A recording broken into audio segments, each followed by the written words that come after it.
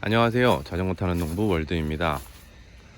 오늘은 저겹 토마토 나뭇잎을 따줘야 되는지 아니면 하지 말아야 되는지에 대해서 좀 말씀을 드리려고 합니다. 어떻게 다른 농튜버 분들이죠. 농업 관련해가지고 유튜브를 하시는 분들, 뭐 어떤 분들은 저겹을 꼭 해야 된다, 어떤 분들은 뭐 저겹을 절대 하면 안 된다, 뭐 이렇게 이야기가 많이 좀 있는 것 같아요.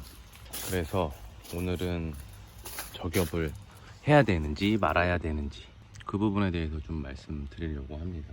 논문에 나와 있는 건데 간단하게 말씀드리면 꽃 이파리 3장과 꽃 화방이 하나가 나오는데 그 밑에 있는 이파리 3장이 그 위에 달린 꽃을 키워준다라고 생각하면 됩니다.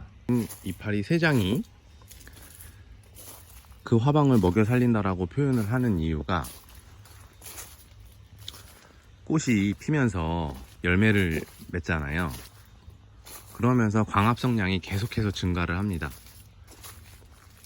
그리고 어느 정도 다 열매화가 되었을 때 꽃이 그 이파리들의 광합성량은 피크를 찍고 어느 정도 유지를 하다가 하얀 곡선을 그려요. 그렇기 때문에 만약에 1화방 꽃이 다 열매로 변화가 되었을 때는 그 잎은 어느 정도 노화가 진행이 되면서 영양분 공장의 역할을 하지 못하게 됩니다.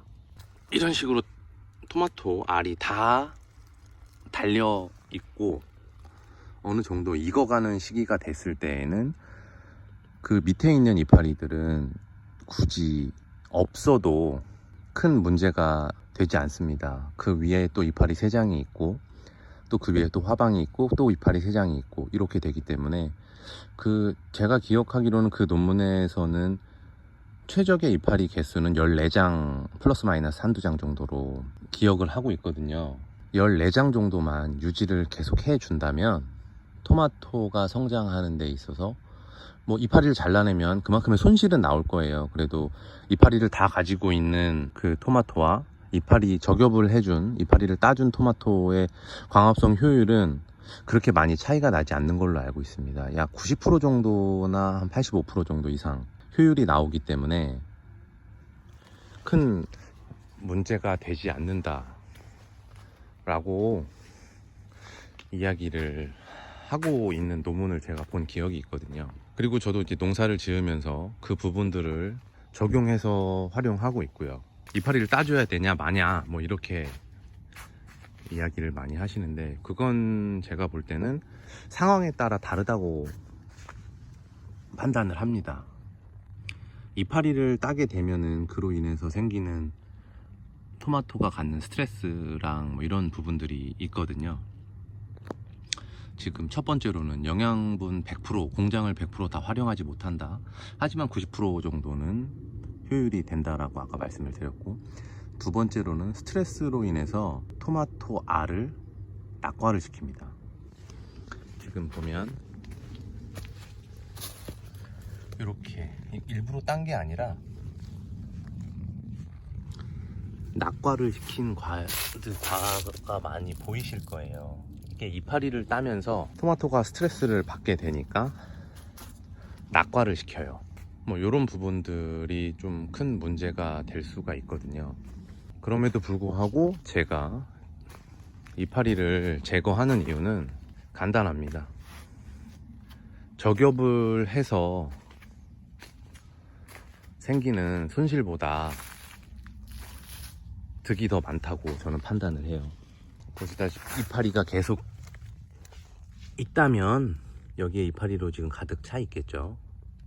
그렇게 되면 환기가 되지 않고 통풍이 되지 않고 그리고 그늘도 많이 좀 더 안쪽으로 지게 되고 그로 인해서 습해져요. 이파리의 증산작용이나 뭐 이런 부분들까지도 뭐 이렇게 들어가면서 안쪽에서는 환기가 되지 않으면 습해지게 되기 때문에 곰팡이 계열의 그런 병들이 생기는 경우도 있고 그 벌레들이 조금 더 오래된 잎에 많이 있는 경우도 있고 해서 뭐 약을 쳐야 되는 경우도 생기고 뭐 하기 때문에 그로 인해서 생기는 부작용들이 저는 잎을 제거해 줌으로써 사라진다면 낙과 정도와 뭐 영양분 공급에 큰 문제가 되지 않는다라고 판단을 하기 때문에 수익성에서 높은 점수를 줄 수 있다라고 생각을 하고 있거든요. 그래서 저는 저격을 실시합니다. 그렇다고 해서 모든 분들이 다 저격을 해야 된다라는 거는 또 아니에요. 왜냐면 노지에서 하시거나 텃밭, 작은 텃밭 또는 화분 같은 곳에서 이렇게 농사를 지으시는 분들도 계시잖아요. 그런 분들은 토마토와 토마토 간격이 매우 넓으실 거예요. 그리고 토마토의 세력을 크게 막 잡지 못하셔가지고 이파리가 엄청 크거나 뭐 그러지는 않으실 거예요. 뭐 대략적으로 제가 키우는 토마토들은 요게 몇 번째 잎이냐면 하나, 둘, 셋, 넷, 4개 정도 달렸으니까 한 15번째, 16번째 정도 되는 토마토 잎인데 거의 손바닥만 하죠. 남자 성인 손바닥만한 정도의 크기로 이파리를 키워내거든요. 그러니까 그만큼 공장이 크기 때문에 아래 잎들이 좀 없어도 위에서 많이 커버를 해줄 수 있는 상황이 되지만 생각보다 이게 세력을 잡지 못하시면 요 이파리를 잘라주는 게 더 독이 될 수가 있습니다. 농업의 규모가 아니고 이제 내가 이걸 농사를 지어서 따먹어야겠다라는 그런 생각으로 하신다고 그러면 굳이 저격을 실시하지 않으시는 게 더 나을 수도 있습니다. 그리고 이파리가 이렇게 아래쪽은 더 넓어요. 제가 보여드렸던 이파리들보다 훨씬 더 크기 때문에 환기에 관련된 것들도 많이 문제가 생기고, 저희 같은 경우에는 지금 보시면 뿌리와 뿌리 사이가 거의 한 뼘 정도밖에 안 돼요. 그러니까 한 30cm에서 40cm 정도의 그 간격으로 토마토를 계속 다 심겨놓고, 심지어 그걸 2줄로 빼놨기 때문에 위에서 잎으로서의 받는 그 간격들은 더 좁아지겠죠. 그래서 저희는 저격을 실시하게 되는 거고, 이런 하우스 내나 이렇게 고밀도인 상태로 재배를 하게 되면 저격을 해주는 것이 훨씬 더 유리하다고 판단하고, 뭐 베란다 아니면 뭐 작은 텃밭, 그리고 뭐 정원 가꾸기 등으로 해서 활용하시는 분들께서는 저격을 전혀 해줄 필요가 없다고 저는 생각합니다. 뭐 저격을 무조건 해야 된다, 무조건 하면 안 된다, 그거는 조금 틀린 것 같고요. 자기 상황에 맞게끔 적용해 나가시는 게 낫다고 생각합니다. 이 세력이 많이 빠진 토마토에서 이파리 한 장 한 장은 엄청나게 소중하거든요. 그런 부분을 잘 생각하셔가지고 결정하셔야 된다고 말씀드리고 싶습니다.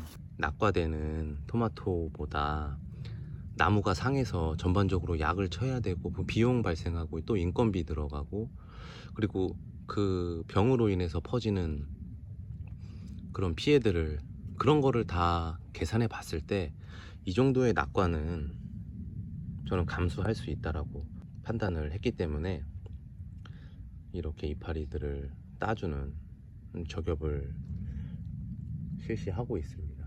여러분들도 잘 선택하셔가지고 좋은 농사, 좋은 양질의 토마토 수확하시기를 기원하겠습니다. 그럼 오늘은 여기까지 하도록 하겠습니다. 시청해 주셔서 정말 감사드립니다.